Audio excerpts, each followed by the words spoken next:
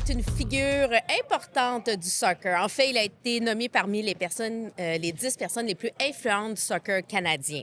Ancien joueur pour l'Impact ou CF de Montréal, entraîneur et maintenant président du FC Supra du Québec. C'est un gars amoureux de son sport qui veut vraiment développer le talent d'ici. Ici Isabelle Etier et bienvenue sur le balado Isa Femme de sport présenté par IGA. Cette semaine, j'ai le plaisir de m'entretenir avec Rocco Placentino.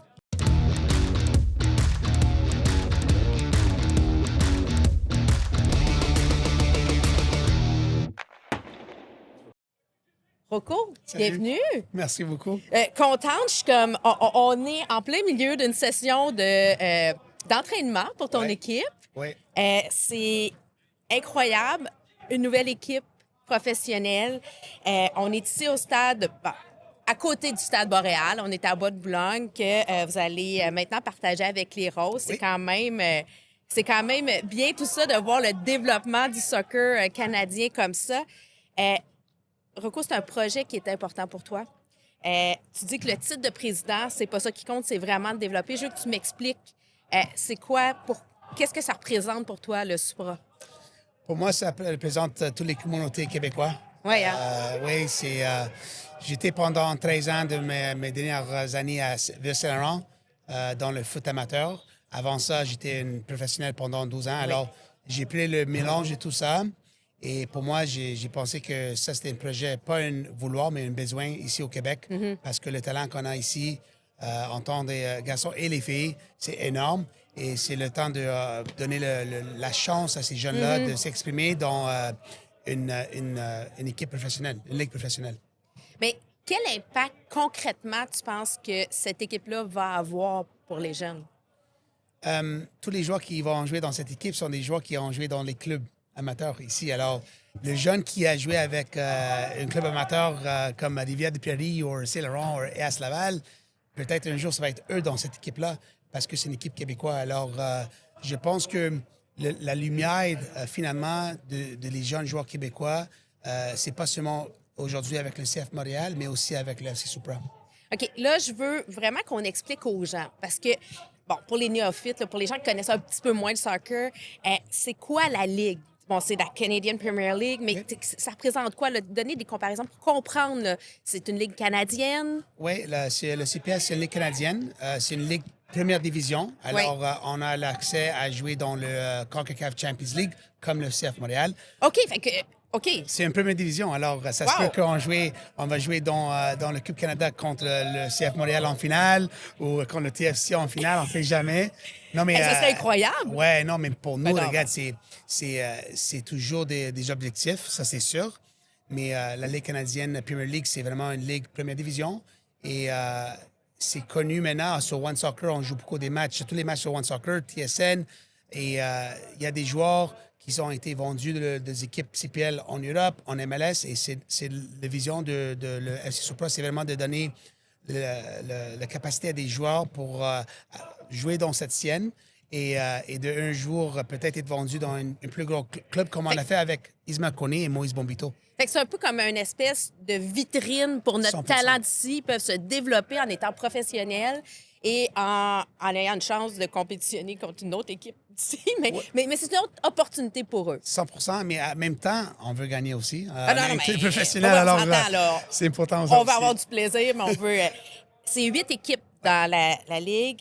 La saison va être de avril à octobre, si je me suis bien informée. On parle d'une moyenne d'âge de combien à peu près? Là? On peut-tu... Il y a des jeunes joueurs qui passent de 16 ans jusqu'à 35, 36 ans. Et je pense qu'une balance de l'âge, c'est comme à 23 à 26 ans, on va dire. Puis là, vous avez développé l'identité. Supra, visuelle. Mais c'est quoi l'identité que tu vas avoir sur le terrain, là? Un peu comme toi, émotif, dynamique. Ça, c'est non négociable. J'utilise toujours le mot la grinta, comme mon ami Jason a toujours vécu dans sa vie. C'est une équipe avec beaucoup d'émotions qui va lâcher tout sur le terrain, ici sur les pratiques, mais aussi les matchs. C'est trop important d'avoir cette mentalité parce que maintenant, on vous donne l'opportunité de jouer le foot professionnel. C'est à vous à montrer, à les jeunes joueurs de montrer leur valeur, mais aussi d'être un exemple pour encore les plus jeunes. Alors, quand les plus jeunes vont venir voir ces gars-là sur le terrain, qui se donnent à fond chaque match, ça, c'est quelque chose, c'est non négociable. Ça va être inspirant, là. Fait 100%. on veut, ce qui est important, c'est d'avoir du cœur au ventre, travailler, de l'habileté, oui, mais c'est important de tout le temps tout donner sur le terrain. Oui, ça, c'est pour moi, c'est une chose très importante, mais même pour le staff et pour notre club, même les patrons le club, c'est vraiment ça, d'avoir des joueurs qui vont donner à fond, toujours. Et d'ici, bien Et entendu. d'ici, exact. Vous avez déjà signé plusieurs joueurs. Rapidement, parle-nous-en un peu, là, comme il y a des noms qu'on connaît là, déjà. Là. Oui, on a alors, qu'est-ce qu'on voulait faire, c'est avoir des joueurs qui ont déjà d'expérience dans cette ligue-là. Alors, on parle de David Chouanière, Sean Rea, Sissako, alors Alessandro Biello. Et on a aussi des joueurs qui ils ont pas eu l'opportunité de jouer OK. dans le milieu professionnel, comme des joueurs comme Loïc Kwame qui a fait un peu une carrière brève dans le CPL avec Winnipeg. Mais il y a plusieurs joueurs on pense qu'ils peuvent jouer dans ce niveau-là. Et aussi les jeunes joueurs qui vont être la première fois dans des entraînements professionnels, dans des matchs professionnels. Alors, c'est vraiment un mélange de le tout. Et je pense que le balance, c'est vraiment bon qu'est-ce qu'on est en train de faire. On développe vraiment, là. Pas de choix.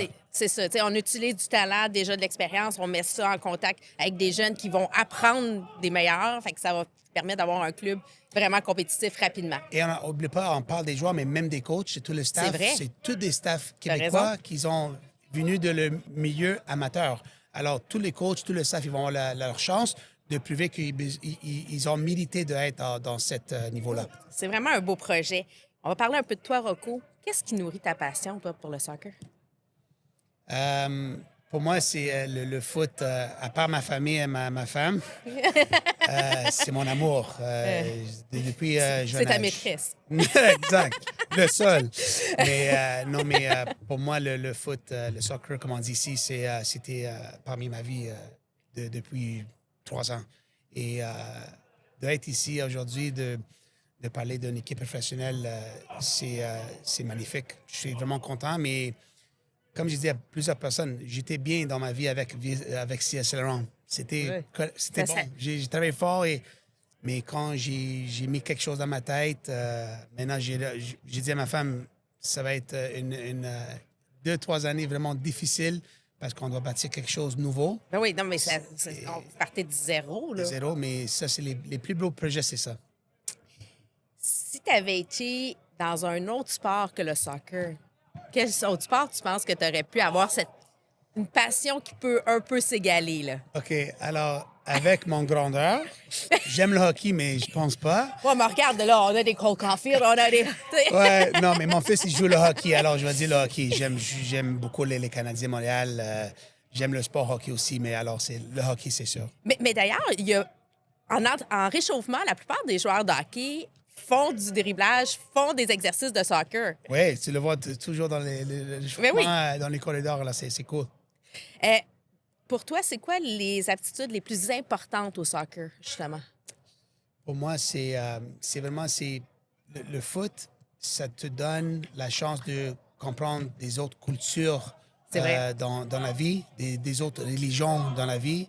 Je l'ai vécu comme joueur, mais même comme ado, quand j'étais avec le club Céron, c'était magnifique de voir chaque nationalité différente et c'est vraiment une chose culturelle que j'amène dans ce sport-là.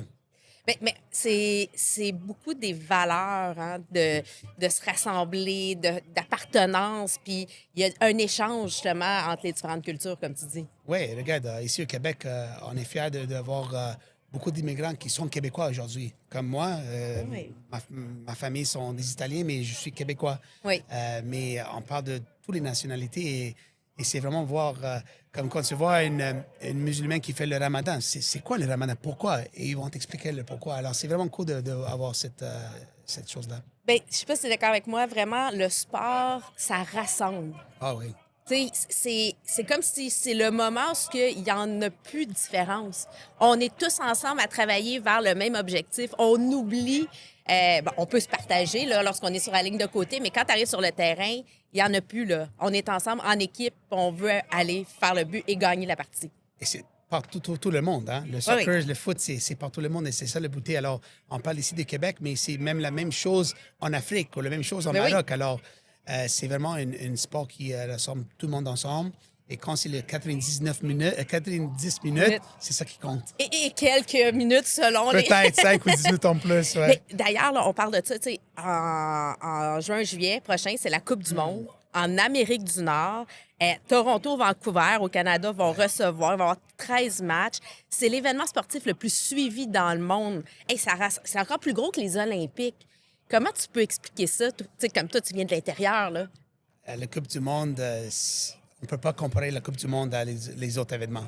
La Coupe du monde, c'est la Coupe du monde. Et c'est partout le monde, right? Alors, et pour des nations, c'est à 2 h le matin. Pour nous, ça va être à 3 h. Alors, vraiment, le Coupe du monde, pour moi, c'est quelque chose que chaque année, on a hâte de voir ça. Puis, en fait, je pense que le soccer ou le foot, selon, c'est parce que c'est un sport qui est tellement accessible. Tout le monde peut le jouer, peu importe ta situation financière. Tu as besoin d'un ballon et de ton talent. Et un morceau de gazon ou turf ou une rue, c'est vraiment la vérité, c'est vrai. Rocco, comment tu décrirais le succès, toi? Travail. Travail, hein? Pas le choix.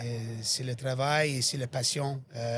Quand le travail devient une passion, c'est pas le travail, c'est vraiment la passion. Et pour moi, dans chaque chose que j'ai faite dans ma vie, c'était avec beaucoup de conviction et ça va jamais changer. Alors, pour moi, le travail, ça t'amène à le succès avec beaucoup de positivité. Le mot impossible, jamais lâcher, c'est des choses que j'ai eues comme valeur dans ma vie. Impossible n'existe pas. Non. Tout est possible avec du travail. Possible. Et pour toi, c'est qui the greatest of all time? T'sais, pour toi, au soccer, que ce soit sur le plan canadien puis international, un joueur, joueuse de soccer que tu dis, ça, c'est... que tu regardes avec énormément d'admiration. Pour moi, côté technique, je vois Ronaldo, le Brésilien, pas le Portugais. Ça, c'est dans mon temps, moi.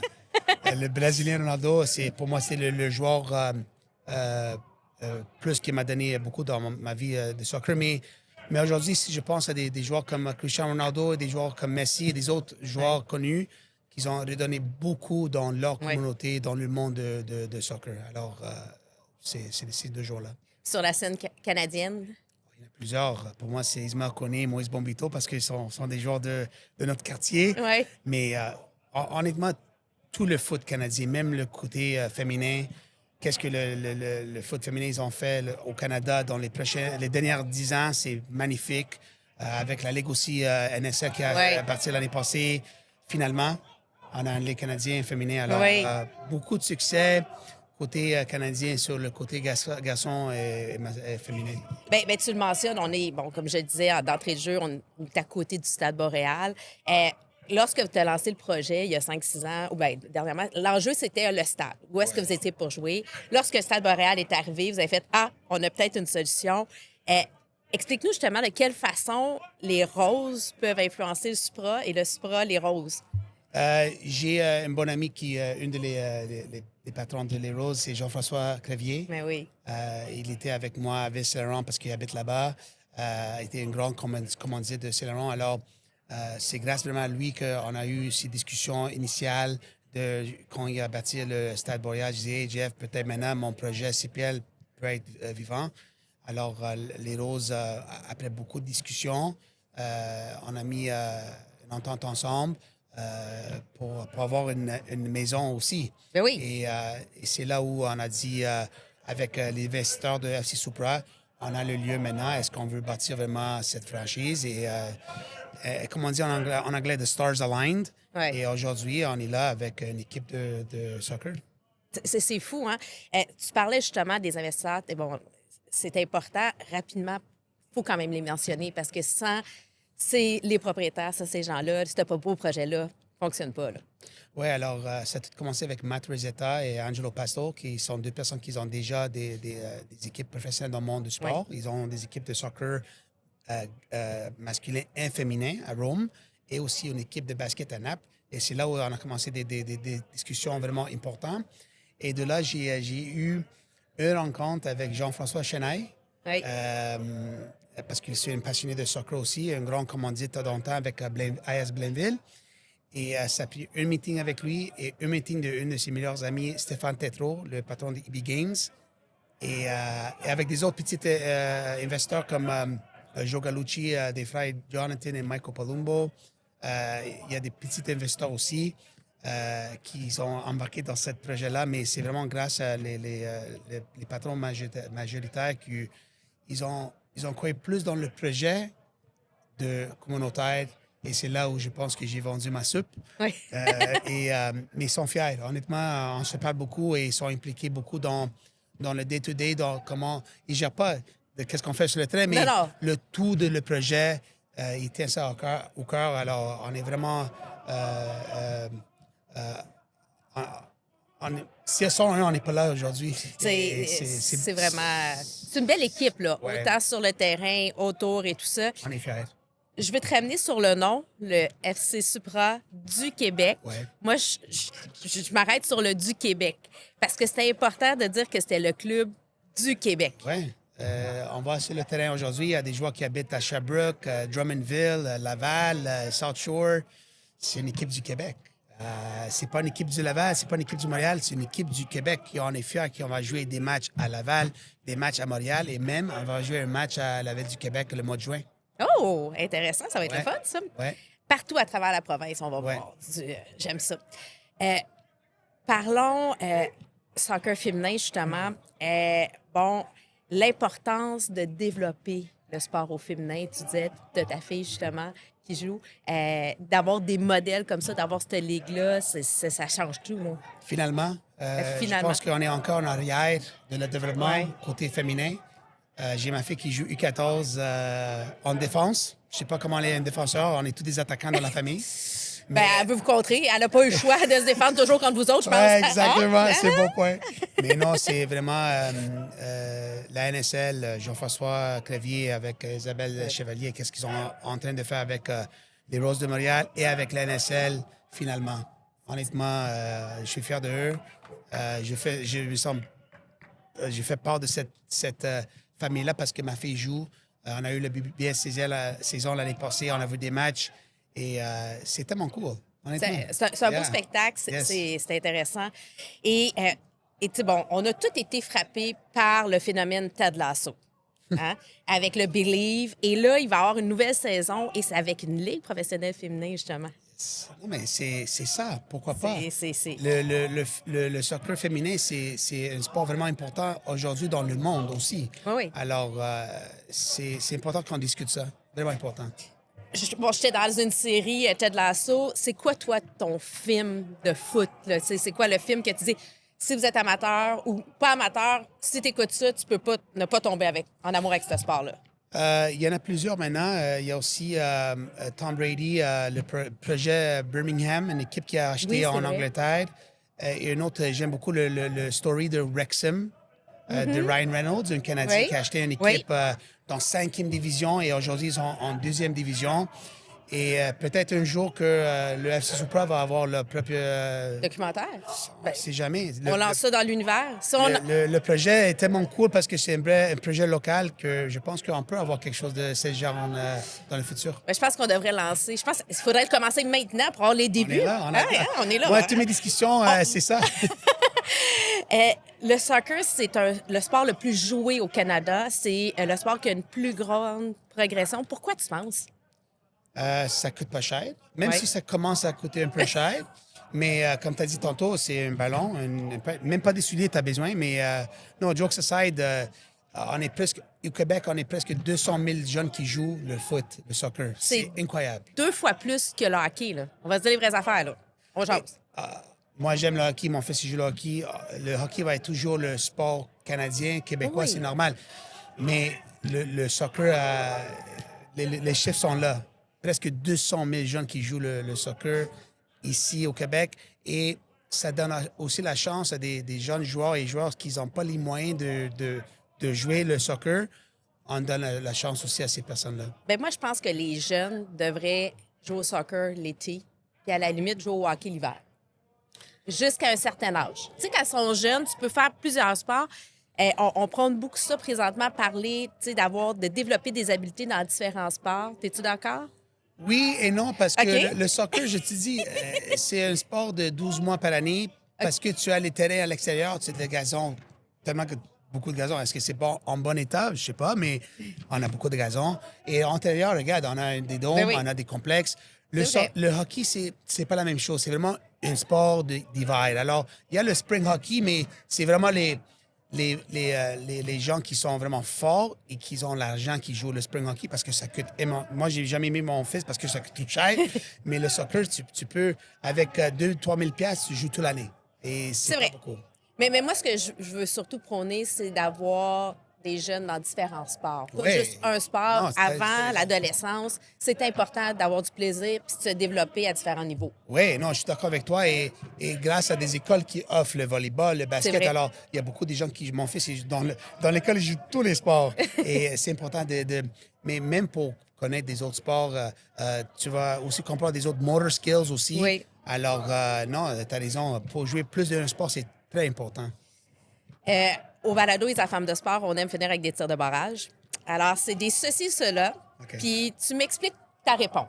OK. Parce que l'explication, des fois, est plus importante que la question. Je vais essayer. On commence rapide ou précis? Rapide. Moi, j'étais un joueur rapide, alors je vais dire rapide. Rapide. Ouais. Qu'est-ce qui est plus important? Le talent ou les habiletés? Tu sais, comme, en fait, le travail ou les habiletés? Travail. Le travail, on l'a dit tantôt. 100%. Un expresso corsé ou allongé? 1000 espressos par jour. Ah, 1000? Court. 1000, mais court. Mais le plus, Non, c'est pas 1000, mais 10. que 10. plus il est serré, moins il y a de caféine. Ouais, mais j'aime vraiment Le goût, là. Strong. Alors, 10 espressos par jour, ouais. Attaque ou défense? Attaque. Ah, j'étais pas un bon défenseur. Tu vas demander à Nick DeSantis, non. Oui, mais pour gagner, ça te prend une bonne défense aussi. Il faut être capable de se replier rapidement. La défense gagne les championnats, mais moi, j'aime marquer le but. J'aime foncer avec des tirs. Ouais, j'étais un attaquant, alors c'est normal, je dis ça. C'est normal. Un 2 contre 1 en échappé, tu tires ou tu passes? Ça dépend de la situation, mais des personnes qui me connaissent, aujourd'hui, quand je joue dans mes ligues over 35, je vais tirer. Mais dans le passé, je cherche la passe aussi. OK. Ça dépend avec qui tu joues aussi. Ouais. Tu sais, si tu as quelqu'un qui est capable de recevoir, puis, tu sais, C'est ça. C'est pour ça, dans le over 35, je tire. poutine traditionnelle ou italienne? Non, traditionnel. Non. OK, on s'entend là-dessus. Ouais. Soccer ou foot? Les deux. On dit les deux, hein? J'ai dit les deux aujourd'hui, Ouais. mais c'est le soccer, le foot. Ouais. OK. OK, puis là, je sais pas si tu vas être capable de me répondre. FC Montréal ou Impact? Ah, l'Impact. J'ai le tatou sur mon bras, mais j'ai gagné le championnat avec l'Impact de Montréal. J'ai marqué le premier but dans le stade Saputo avec l'Impact de Montréal. Alors, mais je suis toujours un fan de CF Montréal, ça c'est sûr. Oui, c'est sûr. Mais tu sais, c'est normal. On est attaché avec dans le ce qu'on sang. a vécu. Hein? Ouais. Eh bien, merci, Rocco. Ah, merci à toi. d'avoir pris le temps de venir te raconter, de nous parler un peu plus de cette belle aventure, le FC Supra du Québec. Ton énergie, je suis convaincue qu'on va la retrouver sur le terrain avec cette équipe-là. Donc, rappelle-nous, le premier match du FC Supra va être, je pense qu'il va être au Sepson, ça se peut-tu? Oui, le 19 avril au Sepsum à 2 h l'après-midi. Vous pouvez chercher les billets sur le site de le FC Supra au CPL et aussi sur les liens de Instagram et Facebook. C'est important à les suivre, le FC Supra. Oui. Besoin d'être là, derrière vous. Tout le Québec est Une avec équipe vous. ici pour ici. Alors, pourquoi pas? Ben, c'est ça. Donc, rappelez-vous d'aimer, partager, commenter sur le balado si vous avez des questions. N'hésitez pas. C'était Rocco Plancentino sur le balado Isa Femme de sport, présenté par IGA sur les ondes de TVA Sport.